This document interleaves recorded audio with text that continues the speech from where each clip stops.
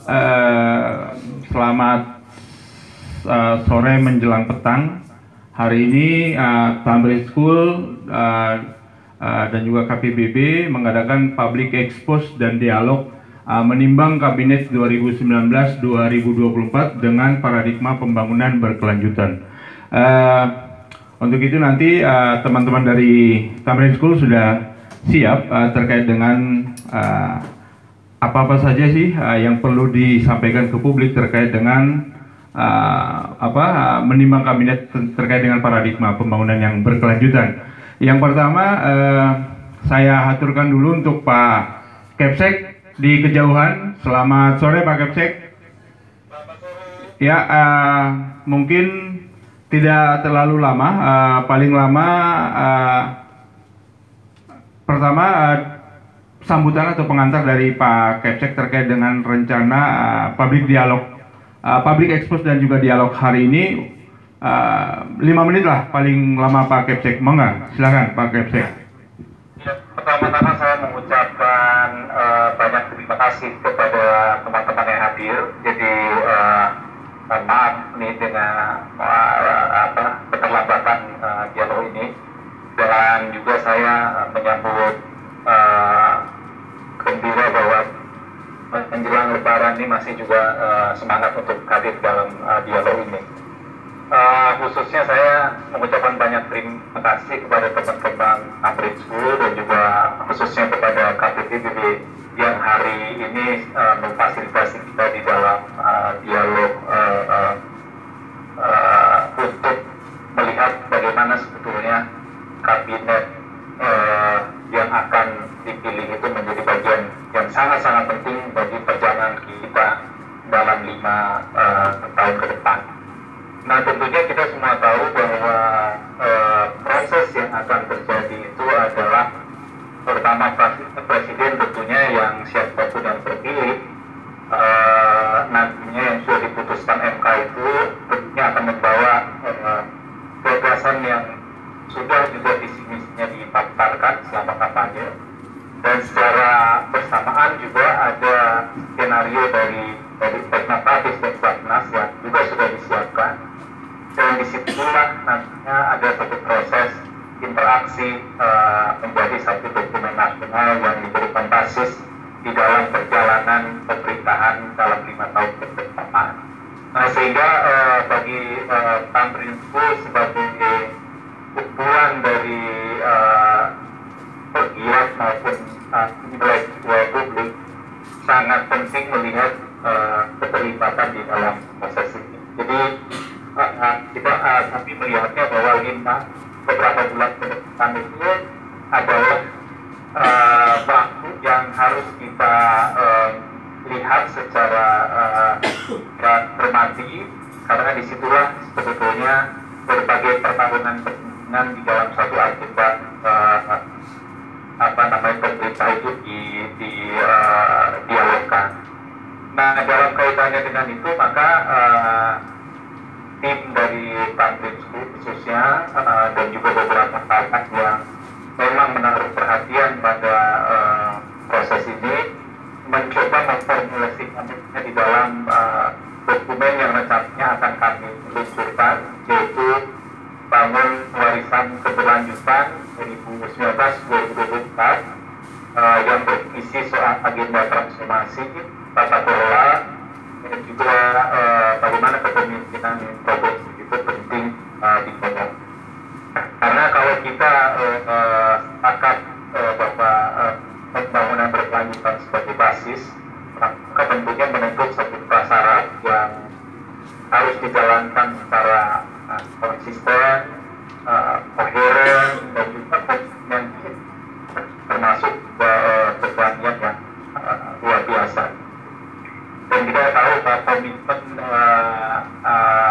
misal komitmen dari Pak Jokowi misalnya, kalau dia terpilih pada periode kedua akan mendorong fokus kepada satu agenda bangun satu legacy bagi kehidupan berbangsa dan kemudian baik lagi.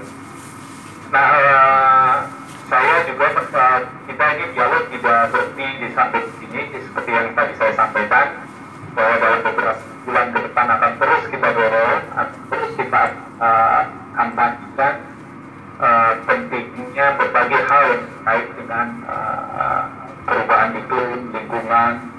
dan juga keberlanjutan.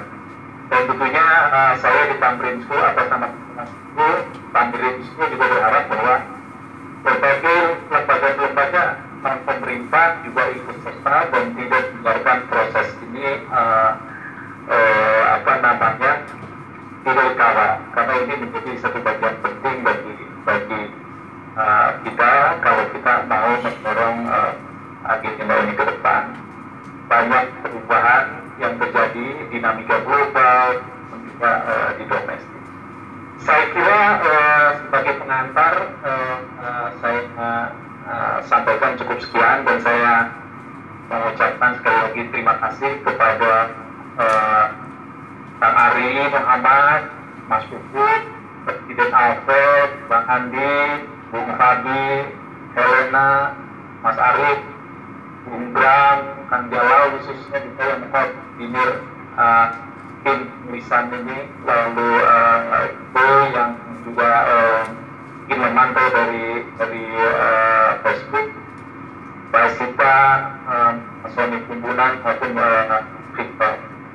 Mudah-mudahan apa yang kita lakukan ini memiliki manfaat bagi kita semua, dan tentunya agenda-agenda progres pada 2019-2020 itu bisa dilakukan. Saya kira itu saja pengantar dari saya, kurang lebihnya mohon maaf dan semangat berdialog. Terima kasih. Ya, terima kasih Pak Kepsek atas pengantar dan pembukaannya untuk expose dan dialog hari ini. Selanjutnya mungkin Pak Kepsek bisa memonitor dari live Facebooknya Tamrin School, dan juga bisa di-share ke publik yang lain untuk mengikuti kegiatan expose dan dialog hari ini. Ya, silakan Pak Kepsek. Ya, terima kasih.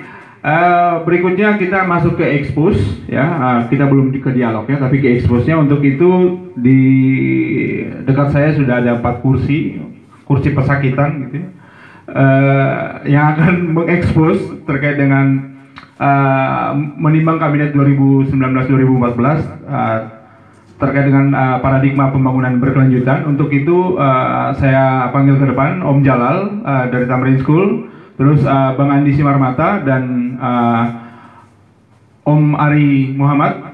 Silakan untuk menjabarkan sebenarnya apa sesuatu yang baru dari Tamrin School terkait dengan menimbang kabinet 2019-2014 dengan paradigma pembangunan berkelanjutan.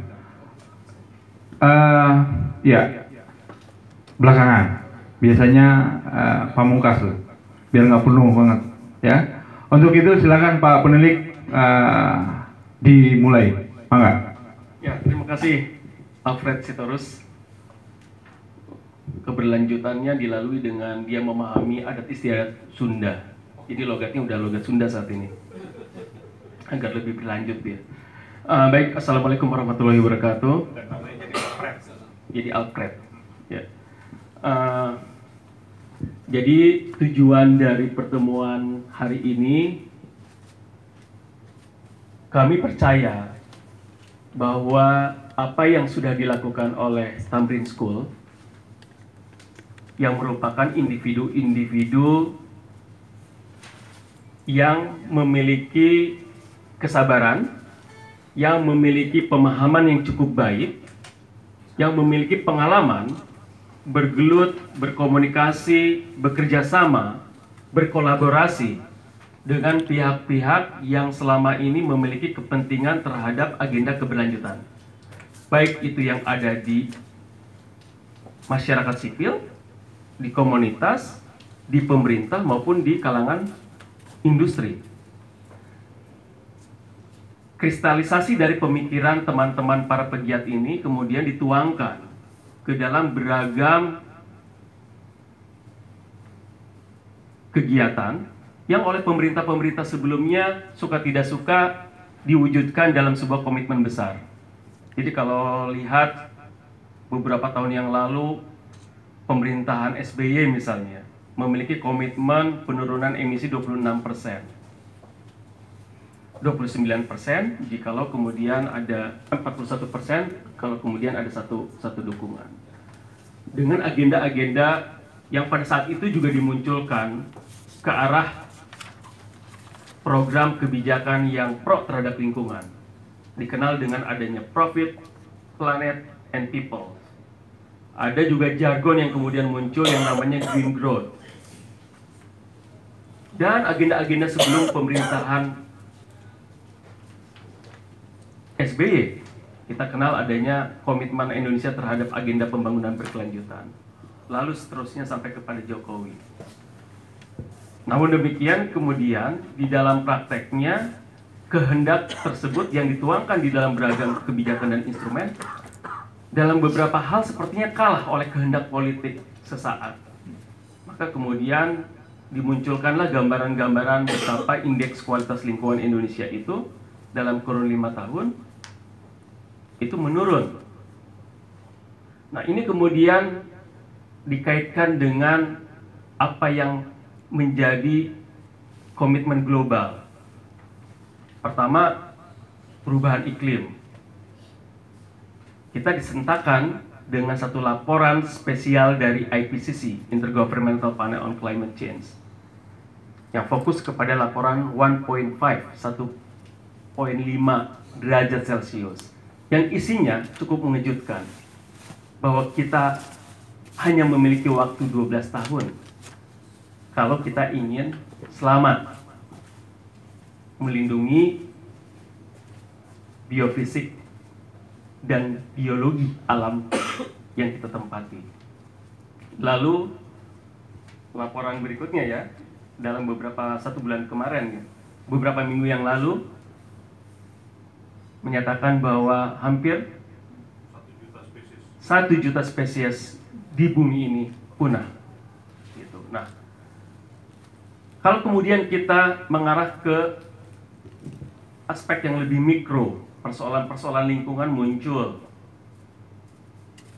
Kalau kita letakkan dimensi lingkungan ini betapa luas, ada dimensi, kalau istilah teman-teman para pegiat lingkungan itu ada isu coklat, isu pencemaran, perkotaan, pencemaran, lalu isu laut, isu hutan, isu hijau. Itu kemudian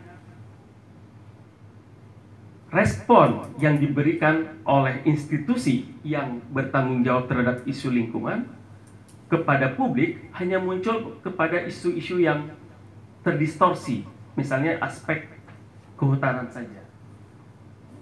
Padahal persoalan lingkungan begitu besar dan dimensinya begitu luas, aspek sosial dan ekonomi. Nah, kemudian di akhir pemerintahan Jokowi, pemerintah Indonesia mengeluarkan yang namanya Low Carbon Development Initiative, sebuah dokumen yang cukup luar biasa, yang merupakan satu pemikiran, konsep bagaimana pembangunan ke depan bisa berkelanjutan tanpa mengurangi kepentingan terhadap pertumbuhan ekonomi. Dan teman-teman para pegiat juga ikut terlibat di dalam proses tersebut. Tetapi tantangannya ke depan adalah dokumen itu akan menjadi sakti operasional jikalau kemudian memenuhi beberapa persyaratan. Persyaratan pertama adanya komitmen yang kuat dan serius dari kementerian maupun interkementerian itu sendiri. Karena dimensi pembangunan berkelanjutan membutuhkan kerjasama lintas kementerian. Ini yang menjadi tantangan besar pada saat komitmen muncul tidak disertai dengan cara bekerja kolaborasi antar kementerian dan antar sektor. Belum bekerja sama dengan sektor swasta dan masyarakat sipil, baik peneliti, perguruan tinggi dan masyarakat umumnya. Nah, ini yang kemudian menghasilkan satu gambaran besar betapa kemudian saya kembali lagi kepada apa yang saya sampaikan sebelumnya.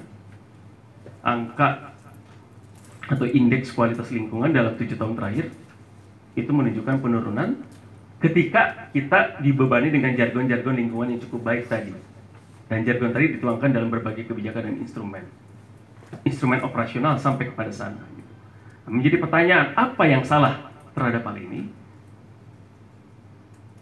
Kilas balik dan analisa kita menyebutkan bahwa karena kita masih terperangkap dengan silo, bagaimana antar kementerian bekerja sendiri, bagaimana antar kementerian ketika mengagendakan tetapi kemudian tidak ditopang dengan pendanaan yang cukup baik, bagaimana ketika agenda berkelanjutan tidak diletakkan dalam sebuah sistematika yang menyeluruh, mudah terbaca, dan mudah diagendakan.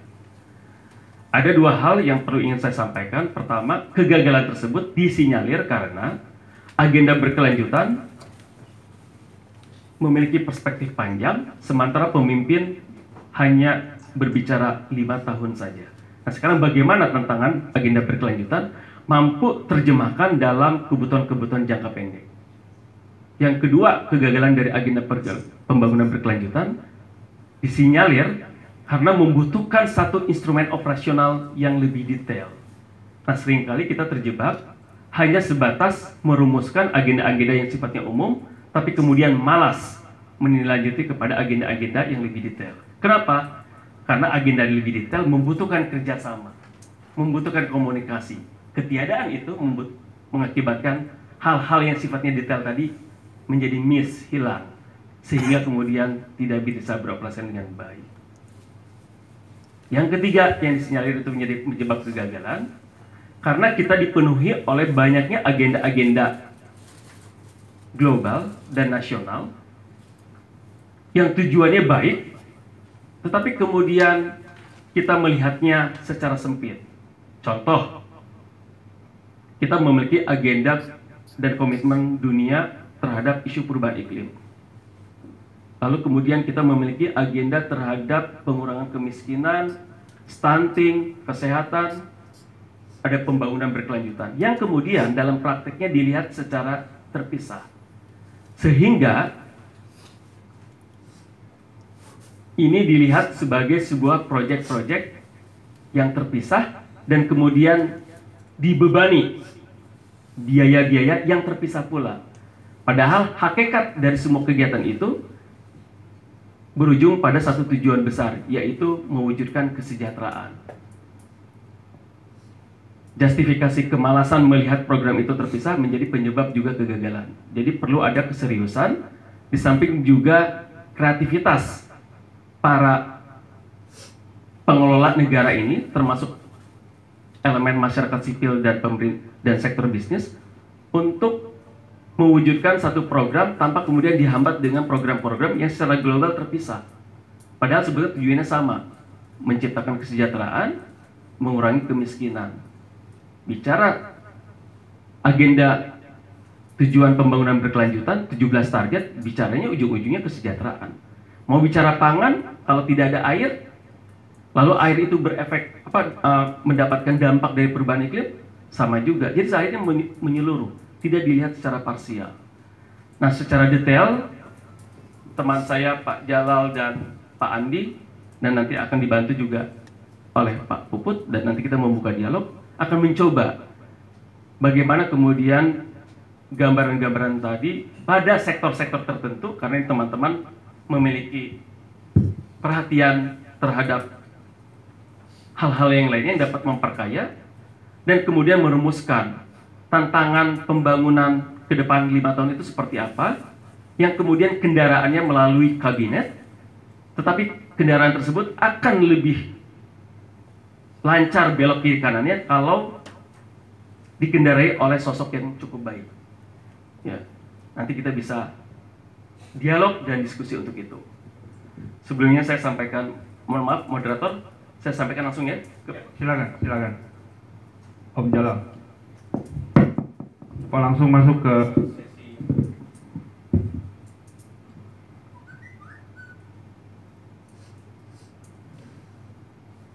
saya cari bahannya dulu ya.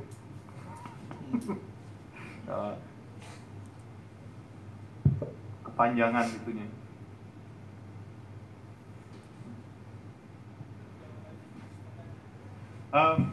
Rekan-rekan semua, kayaknya nggak usah. Enggak, pasti kedengeran kok. Ya. pertama ini ada bahan yang ada di tangan rekan-rekan semua. Itu sebetulnya bahan pengantarnya. Apa yang kemudian ada di belakang bahan ini yang sedang kami selesaikan itu adalah masing-masing kementerian itu yang nanti ada perubahan nama juga, ada perubahan cakupan kerja begitu. Itu akan dijelaskan setiap kementerian itu apa urusannya sama pembangunan berkelanjutan, dan kebanyakan isinya berupa tantangan keberlanjutan atas kementerian tersebut. Berikutnya kami mencoba mendisiplinkan diri untuk menawarkan lebih dari satu orang. Siapa sih yang kira-kira bisa menjawab tantangan itu, yang idenya sudah kelihatan, yang punya keberanian untuk mengimplementasikan nilai-nilai keberlanjutan di dalam tupoksi kementerian tersebut. Juga kemudian siapa yang tentu saja bebas korupsi. Jadi kita lihat bahwa ada kebutuhan untuk menjelaskan masing-masing kementerian itu dari sudut pandang pembangunan berkelanjutan sebetulnya fungsinya apa. Dan itu yang akan kami sajikan kepada rekan-rekan semua, ini ya previewnya, apa yang sudah kami tuliskan dan nanti akan dipublikasikan kepada kepada halayak nanti.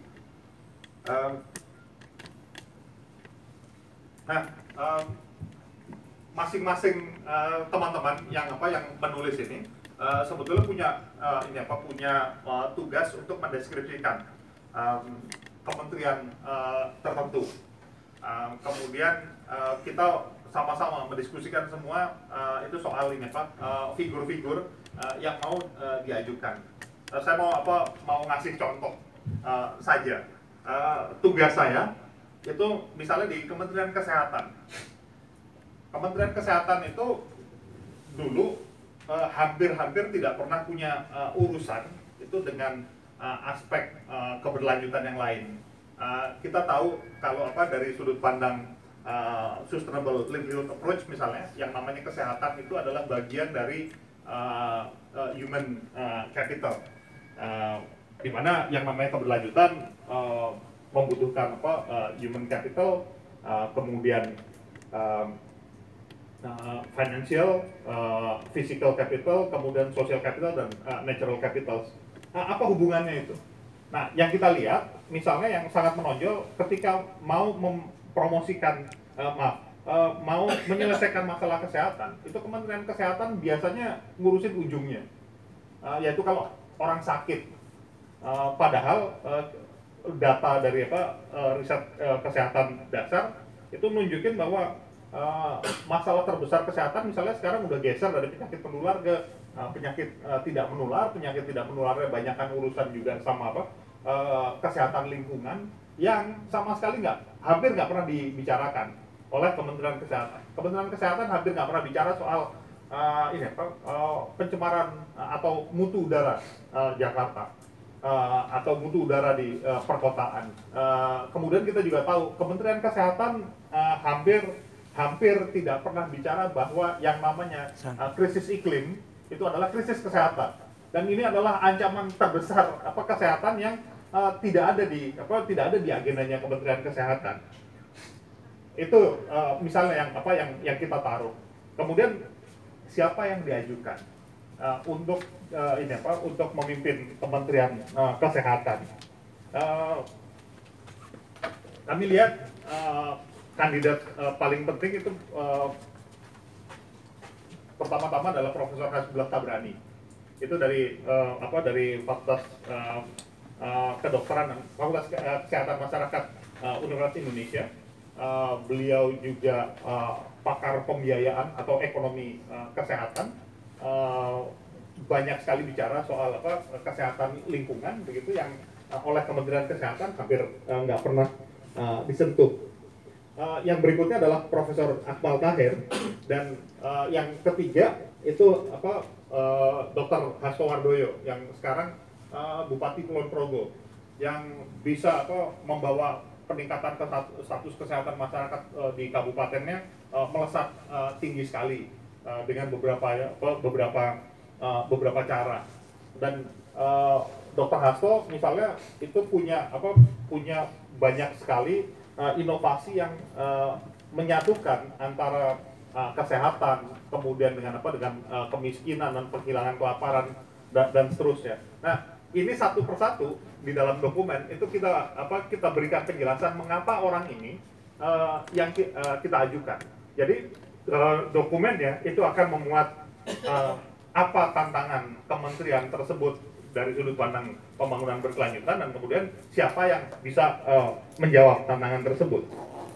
Yang berikutnya yang jadi tugas saya itu adalah Kementerian BUMN. Kita tahu Kementerian BUMN kalau dari sudut pandang keberlanjutan sampai sekarang sama sekali nggak membanggakan. Hampir nggak ada champion perusahaan BUMN yang jadi champion keberlanjutan, nggak ada. Bahkan yang jadi champion governance saja kayak gitu, itu bisa dihitung dengan jari. Padahal kita tahu Undang-Undang BUMN itu menyatakan ada 5 fungsi BUMN, di mana cuma 1 dari fungsi tersebut yang menyatakan adalah mencari keuntungan.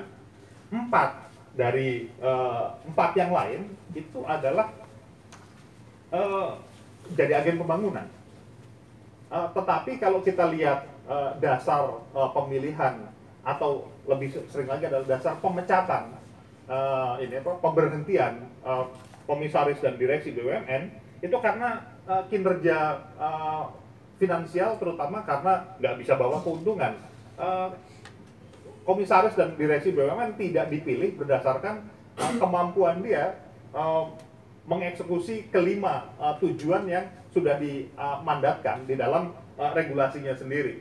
Dan kalau kita lihat agen pembangunan, 4 fungsi agen pembangunan dan 1 fungsi pencarian keuntungan di situ, itu sebetulnya akan sangat baik dan menopang pembangunan berkelanjutan kalau ini dilaksanakan. Nah, siapa yang bisa menjalankan itu? Menurut kami ada 3 figur yang penting untuk dipertimbangkan. Pertama itu Pak Sunarso. Pak Sunarso ini sekarang Wakil Direktur Utama BRI. Dia adalah champion sustainable financing, tentu saja karena sesuai sama bidang karirnya sebagai bankir. Kita lihat mungkin beberapa tahun yang lalu BNI paling menonjol di dalam sustainable financing. Tetapi beberapa tahun belakangan, dan yang memenangkan penghargaan sebagai sustainable banks dari OJK, itu malah BRI. Ya, itu karena di bawah kepemimpinannya Bapak Sunarso. Kemudian siapa lagi? Kami melihat bahwa Ignatius Jonan itu nggak begitu pas, sebetulnya nggak begitu berprestasi ketika ngurusin ESDM. Ada banyak tantangan ESDM yang luput dari dari perhatiannya. Tetapi prestasinya dia misalnya untuk membawa pulang banyak investasi untuk menjadi diurus oleh Indonesia lagi, mungkin akan jauh lebih bermanfaat kalau dimanfaatkan di Kementerian BUMN. Prestasinya dia ketika menjadi direktur utama PT KAI itu moncer beneran, dan dia bukan cuma memperbaiki dari segi keuntungan, tetapi dia bisa mengubah kereta dari tadinya yang bukan pilihan masyarakat itu jadi pilihan yang sangat penting. Dan kalau kita lihat bagaimana dia menyikapi corporate governance di dalam BUMN PT KAI, itu kalau dia bisa menularkan itu kepada BUMN lain akan sangat baik. Jadi kita malah mengajukan Pak Jonan bukan sebagai Menteri ESDM melanjutin karena kami punya ketidakpuasan terhadap beliau, tetapi ngelihat bahwa beliau lebih pas ada di Kementerian BUMN. Dan yang terakhir, ini figurnya adalah Erwin Hidayat Abdullah. Erwin Hidayat Abdullah ini sekarang Deputi Menteri BUMN. dia punya pendidikan yang sangat bagus, pengetahuan soal bidang-bidang energi itu bagus sekali, dibutuhkan untuk ngurusin beberapa BUMN energi dan pertambangan. Kemudian selain pernah jadi komisaris wakil komisaris utamanya Pertamina, sekarang dia komisaris di PT Telkom. Dan kita lihat PT Telkom itu adalah salah satu BUMN yang paling moncer.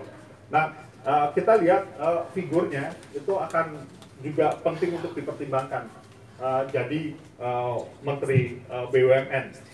Kami tidak mengajukan menteri yang sekarang karena kalau lihat yang figur-figur yang kita ajukan itu sebetulnya lebih baik. Yang berikutnya, saya juga dapat tugas untuk membahas Kementerian Perindustrian. Dan kalau kita bicara soal soal Kementerian Perindustrian, tantangan terbesar apa sih? Tantangan terbesar revolusi industri 4.0 yang akan terjadi yang akan matang tahun 2025.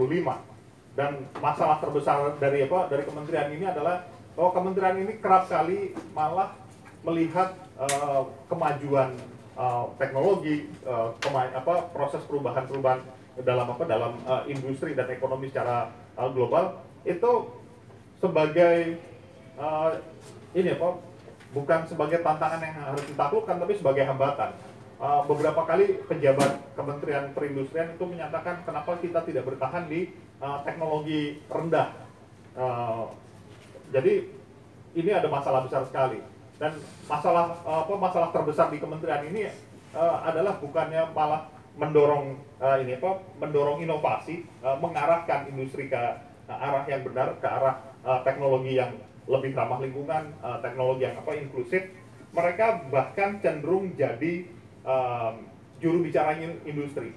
Mereka nggak sadar mereka itu sebetulnya regulator, bukan juru bicara industri.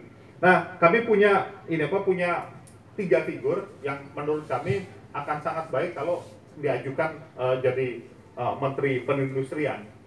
Yang pertama, Bu Mari LK Pangestu. Kenapa? Karena Bu Mari LK Pangestu sekarang yang kalau tadi Ari sudah menyatakan soal dan Pak Kepala Sekolah Pak Farhan itu bicara soal LCDI, Low Carbon Development Initiative. Komisionernya Bu Mari LK Pangestu. Bu Mari ini pernah jadi Menteri Perdagangan, dia pimpinan salah satu pakar tentang perdagangan internasional yang paling kita hormati, dan bukan cuma di Indonesia ininya tingkat kepakarannya diakui tapi di seluruh dunia. Dan sekarang makin lama makin fasih bicara soal green industry. Jadi pilihan pertama kami untuk jadi Menteri Perindustrian itu adalah Bu Mari Pangestu. Yang kedua itu Ilham Habibie. Ini nama ini digadang-gadang oleh Golkar. Udah diajukan jadi menteri tapi nggak jelas menteri apaan. Dan kami melihat bahwa beliau punya kompetensi yang tinggi sekali. Selain praktisi, dia juga banyak punya pengamatan dan ide yang bagus soal bagaimana industri di Indonesia didorong ke industri masa depan. Bisnisnya sendiri diantaranya adalah energi bersih dan bahkan bisnis biofarmasi yang memanfaatkan biodiversity. Jadi dia sudah memikirkan dan sudah melakukan hal-hal tersebut. Dan yang nggak kalah penting, saya kira figur yang bisa diajukan itu juga adalah Bung Faisal Basri. Bung Faisal Basri ini kita tahu dia yang berani mengajukan ini pembubaran Petral. Kita tahu keberpihakannya, kita tahu tulisan-tulisannya soal industri mana yang seharusnya dimatikan dalam jangka waktu tertentu, industri mana yang harus dikembangkan, dan berdasarkan pemihakan kepada masyarakat yang lebih luas, kepada maslahat yang bisa dirasakan oleh bangsa Indonesia. berkali-kali dia menekankan bahwa industri yang bisa tumbuh di Indonesia yang perlu diperjuangkan itu adalah industri yang memihak pada keberlanjutan. Jadi beliau yang cocok di sini. Saya punya satu lagi, tapi saya kira lebih baik teman-teman yang lain yang bicara. Masih ada Ari, masih ada Om Andi dan Mas Puput. Baik, kalau saya mudah-mudahan saya nanti mungkin break untuk buka dulu ya. Jadi poin saya, karena saya di Tamrin School ini adalah urban reader gitu ya, jadi persoalan perkotaan dan juga termasuk dalamnya keruangan. Jadi tugas saya mencoba melihat apa saja terobosan yang harus kita lakukan agar pembangunan berkelanjutan tadi bisa kita capai dari aspek tata ruang dan maupun dari aspek perkotaannya. Nah, saya ingin menunjukkan satu slide saja bagaimana sebenarnya kita membutuhkan transformasi struktural dalam upaya kita nanti mencoba agar pembangunan kita lebih berkelanjutan.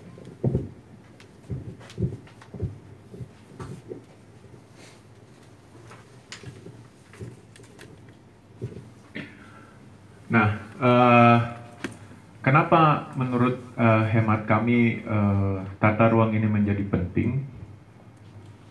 Karena sebenarnya terjadi pengkaplingan ya, pengkaplingan yang luar biasa memisahkan antara matra, darat, laut, dan hutan itu sendiri gitu, dengan kementerian masing-masing.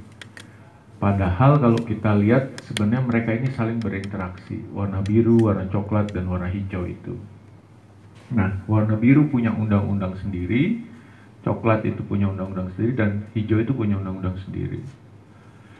Sehingga sulit sekali kalau ini beda kementerian untuk bagaimana mereka bisa menjadi satu koherensi tujuan, terutama nanti untuk mencapai pembangunan berkelanjutan tadi yang dimaksud di depan. Belum lagi kita bicara tantangannya. Nah, misalnya yang pertama saja, APL atau area penggunaan lahan itu diisi biasanya oleh perkotaan, permukiman, maupun lahan-lahan produksi untuk mendukung permukiman itu agar terus berkelanjutan, seperti pertanian, perkebunan, aquaculture gitu ya, budidaya air tawar. Nah, karena manusia bertambah, populasi bertambah, pasti dia membutuhkan ruang. Entah dia nanti mengkonversi hutan karena dia butuh sawah baru, mau mencetak sawah baru, mau mencetak perkebunan baru, atau dia untuk tinggal. Nah, dan juga kemudian dia bisa pergi ke laut dengan cara apa? Mereklamasi. Ya. Jadi dari satu aspek itu saja ada ketahanan pangan nanti, ada kemandirian energi yang harus dijawab oleh pemerintah kita. Kalau dia berbeda pengambilan keputusan, maka akan sulit ruang gerak ini. Hutan pun demikian, dia punya kewajiban untuk menjaga sumber daya air agar tetap sustainable. Dia membutuhkan ruang-ruang untuk dia tetap dihutankan. Dia membutuhkan ruang untuk agar flora dan fauna yang tadi biodiversitasnya tinggi bisa dilestarikan. Maka dia juga butuh ruang. Yang mana yang tadinya sudah dieksploit untuk direcover, direhabilitasi. Begitupun dengan laut. Sampah-sampah plastik yang begitu banyak di laut, itu datangnya dari darat juga, melalui namanya media sungai itu. Untuk pengelolaan sungai saja, PU punya, kehutanan punya, dan seterusnya. Nah, makanya di sini ada satu terminologi yang disebut tata ruang itu. Nah, jadi Kementerian Tata Ruang itu yang kita usulkan membawahi pengaturan ruang laut, darat, dan hutan. Kita buka dulu. Sudah buka? Oke. Mungkin silahkan Pak Moderator, itu ada di samping kanan ada sedikit takjil untuk dinikmati. Biasanya Pak penilik ngetuk beduk dulu. Ya,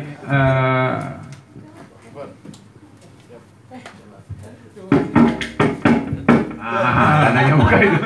Jadi silakan Bapak Ibu, sudah ada sedikit takjil di sisi kanan Bapak Ibu, silakan berbuka puasa dulu. Nanti kita akan lanjutkan ke expose dan juga dialog.